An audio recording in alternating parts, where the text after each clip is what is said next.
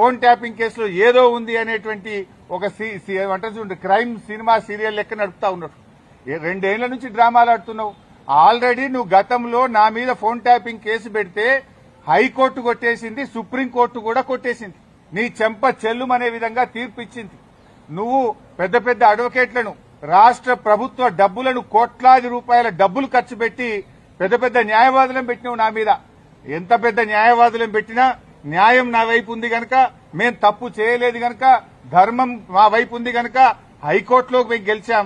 Supreme court కూడా నీ చెంప చెల్లుమనే విధంగా నువ్వు స్పెషల్ లీవ్ పిటిషన్ వేస్తే కూడా కొట్టివేసింది.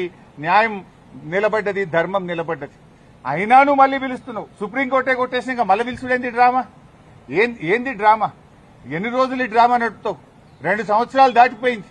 అంటే ఒక కంటిన్యూస్ గా ప్రజల్ని ఎంగేజ్ చేయాలని, మీడియాను డైవర్షన్ చేయాలని, ప్రజల అటెన్షన్ డైవర్షన్ చేయాలని నువ్వు ఎంత డైవర్షన్ చేసినా నేను ఎడవం. నీ బొగ్గు కుంభకోణం గురించి నిలదీస్తూనే ఉంటాం. నువ్వు ఆంధ్రాకు అమ్ముడుపోయిన విధానాన్ని నిలదీస్తూనే ఉంటాం. ఎల్టీపీ పాలసీ ఇండస్ట్రీ కుంభకోణం గురించి నిలదీస్తూనే ఉంటాం. నీ పవర్ స్కామ్ గురించి నిలదీస్తూనే ఉంటాం. నీ యొక్క అవినీతి బాగోతాలు అన్ని కూడా బయట పెడుతూనే ఉంటాం. 6 గ్యారంటీల కోసం తెలంగాణ ప్రజల పక్షాన నిన్ను ప్రశ్నిస్తూనే ఉంటాం, నిలదీస్తూనే ఉంటాం. నేను ఈరోజు